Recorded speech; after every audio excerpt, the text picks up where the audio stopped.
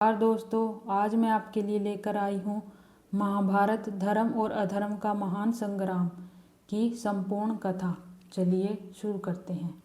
महाभारत केवल एक युद्ध की कहानी नहीं, यह मानव जीवन का दर्पण है जिसमें प्रेम है, ईर्ष्या है, सत्ता का संघर्ष है, त्याग है और अतः धर्म की विजय है। इस महान ग्रंथ की रचना महर्षि वेदव्यास ने की।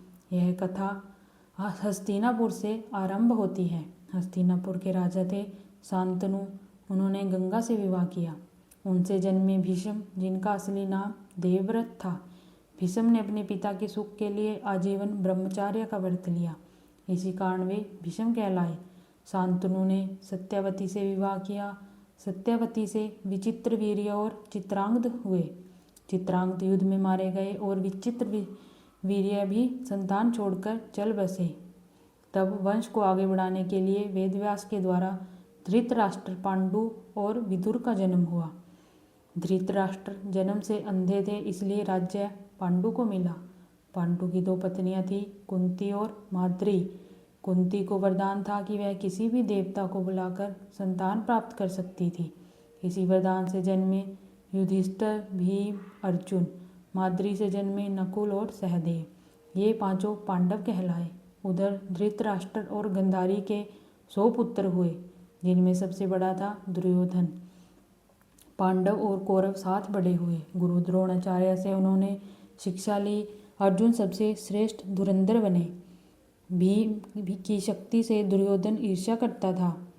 कई बार दुर्योधन ने पांडवों को मारने की योजना बनाई, पर वे बच निकले। दुर्योधन ने पांडवों को जलाने के लिए लाख का गृह बनवाया, परंतु विदुर की चेतावनी से पांडव बच निकले और गुप्त रूप से वन में रहने लगे। पांचाल की राजकुमारी द्रौपदी का स्वयंवर हुआ।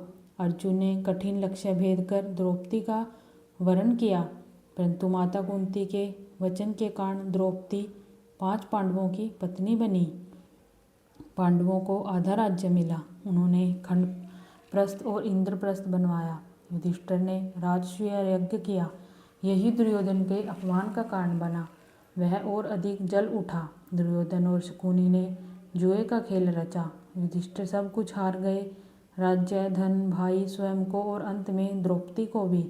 सभा में द्रौपदी का अपमान हुआ। तब श्री कृष्ण ने उनकी लाज बचाई।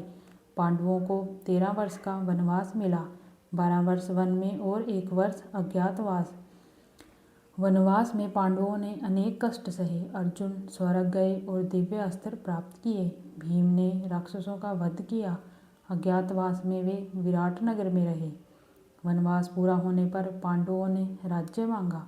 श्री कृष्ण शांति प्रस्ताव लेकर गए, पर दुर्योधन ने सुई की नोक के बराबर भी भूमि देने से मना कर दिया। अतः युद्ध निश्चित हुआ।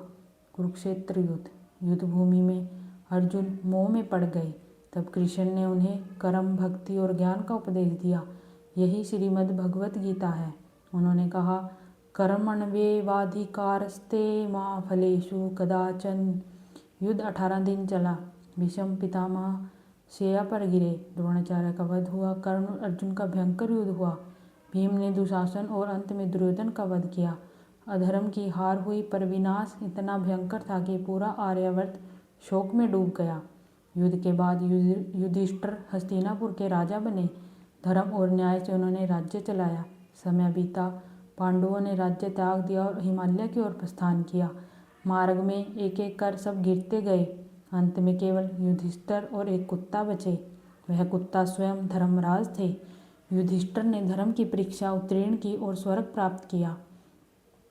महाभारत हमें सिखाती है कि ये केवल एक इतिहास नहीं है, यह जीवन का मार्गदर्शन है। हर पात्र हमें कुछ सिखाता है। भीम से त्याग, अर्जुन से एकाग्रता, द्रौपदी से आत्मसम्मान और श्री कृष्ण से कर्मयोग। धन्यवाद दोस्तों। अगर आपको मेरी वीडियो अच्छी लगी हो तो एक लाइक, एक शेयर और एक प्यारा सा कमेंट कर दीजिए। और अगर मेरे चैनल पर आप नए हैं तो मेरे चैनल को सब्सक्राइब कर लीजिए, ताकि मैं इसका अगला पार्ट लेकर आ सकूं। धन्यवाद।